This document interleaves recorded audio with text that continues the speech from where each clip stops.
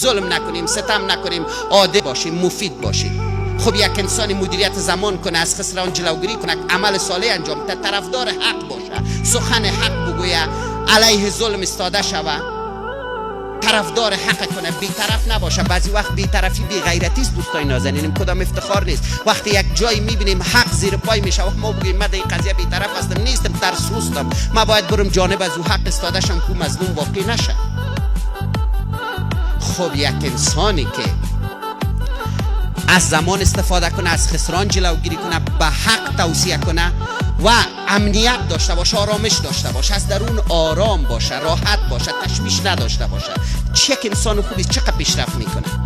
یک انسانی با می مشخصات ها برش کدام تاوان میرسه، من باور دارم نمیرسه. یک کسی که وقت خود خوب مدیریت بتونه، از ضررها پیش بینی کنه، جلوگیری کنه، امنیت درونی و آرامش داشته باشه، طرفدار حق باشه، او به مشکل مواجه نمیشه. اگر احیانا هم شد عنصر صبر به کار ببره، در وقت سختی چنان استفاده شد به کلام اقبال نازنین که غیر مسلمان اثرت تبخرکی چقدر قوی است که در تو مشکلی هنوز تو استوار استاده شده.